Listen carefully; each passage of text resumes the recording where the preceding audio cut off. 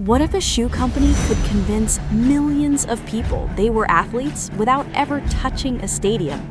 Everyone thinks Nike's success started with professional athletes, medals, and championships, but the real reason it became a global icon had nothing to do with sports performance. What changed everything wasn't a product. It was a marketing decision that reshaped how people saw themselves. In the early 1970s, the athletic footwear industry was small, technical, and emotionally empty. Running was a niche activity mostly practiced by college athletes, military trainees, or Olympic hopefuls. For most people, sports were something you watched on television, not something you participated in. Shoes were purchased out of necessity, not desire. They were equipment, not expression. At the time, the market was dominated by German brands. Adidas and Puma were born from engineering culture and post-war efficiency. Their ads focused on biomechanics, traction, and elite competition. Athletes were tools to prove credibility. If you weren't competing at a high level, these shoes weren't really for you. There was a glass ceiling on the industry. If you weren't on a track, you didn't need a track shoe. Meanwhile, American culture was quietly shifting. Jogging became a suburban habit. Doctors started prescribing running instead of medicine. Health clubs appeared in shopping centers and strip malls. People weren't chasing trophies, they were chasing confidence, routine, and control over their lives. But brands were still speaking to professionals, not people. The industry was lagging behind the very people who were fueling its growth. Nike didn't begin as Nike. In 1964, it started as Blue Ribbon Sports, a small operation run by Phil Knight and Bill Bowerman.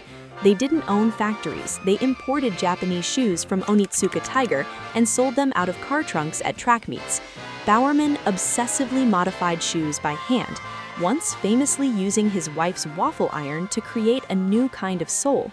It was a DIY culture of grit and trial and error. The company survived on intuition and obsession. The early years were unstable, cash flow was unpredictable, suppliers were unreliable. Every year felt like a potential failure. Then, in 1971, the partnership with Onitsuka collapsed. Overnight, Blue Ribbon lost its main product. It was forced to either disappear or reinvent itself. They chose the name Nike, inspired by the Greek goddess of victory. A design student created the swoosh for $35. It wasn't meant to be beautiful, it was meant to represent movement and speed. At first, Nike behaved like everyone else. Better cushioning, lighter materials, athlete sponsorships. But growth felt limited. The brand lacked meaning. They were winning on specs, but they were losing on soul. By the mid-1980s, Nike hit a wall. Reebok had overtaken them by focusing on the aerobics craze, a market Nike had ignored because they thought it wasn't serious enough. This was their wake-up call. They realized that by focusing only on elite performance, they were excluding the rest of the world. The real breakthrough came when Nike stopped asking technical questions. Instead of asking how to make better shoes, it asked how to make people feel like athletes. Nike realized it wasn't competing in footwear, it was competing in identity. Bill Bowerman once said, "If you have a body, you are an athlete." This became the brand's North Star. Athletes were no longer defined by medals, they were defined by action. In 1988, Nike released a campaign that ignored traditional advertising rules. The ads didn't explain technology, they didn't show price or specifications, they showed ordinary people running alone, sweating, struggling, and continuing anyway. The first Just Do It ad featured Walt Stack, an 80-year-old man running across the Golden Gate Bridge. He wasn't fast, he wasn't winning a race, he was simply moving. The campaign ended with 3 words: just do it. Those words weren't instruction, they were permission. They gave the accountant, the teacher, and the stay-at-home parent a reason to lace up. It stripped away the excuses of, "I'm not good enough," or "I'm not a pro." Nike stopped selling shoes, it started selling belief. Belief that effort mattered, belief that movement was enough. You didn't need a stadium, a coach, or approval. You acted, you belonged. The brand moved from performance marketing to emotional positioning. Nike reinforced this identity by transforming athletes into myths. Michael Jordan wasn't presented as flawless. In one of their most famous commercials, Jordan tallies his failures, the missed shots, the lost games, the times he was trusted to take the game-winning shot and missed. This was a radical shift. Most brands highlight the win. Nike highlighted the struggle that earned the win. His failures became part of the narrative. The Air Jordan wasn't sold as footwear, it was sold as ambition, persistence, and defiance. When the NBA banned the original red and black shoes for violating uniform codes, Nike didn't back down. They paid the fines and marketed the banned shoe as a symbol of rebellion. Even people who never touched a basketball wanted to wear it, not to play better, but to feel closer to greatness.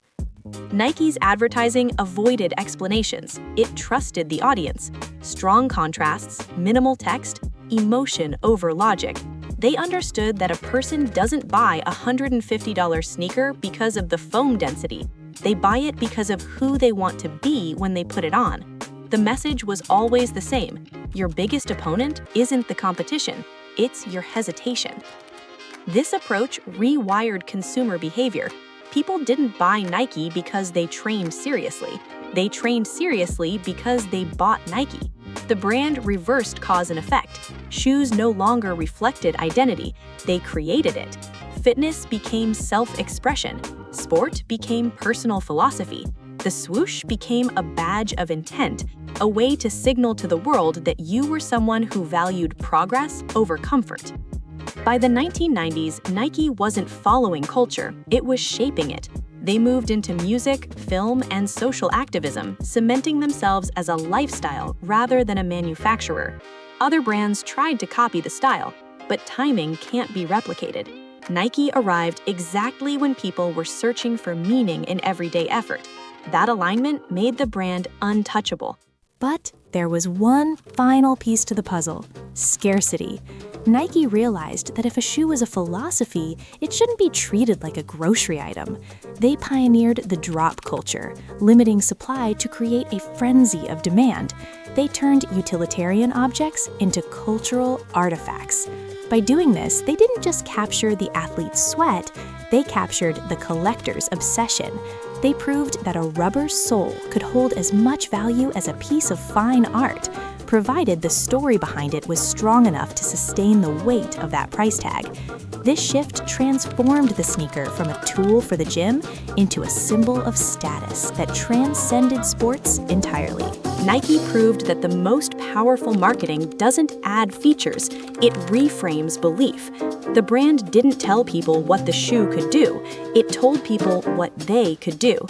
So when you start thinking too much about it, just do it.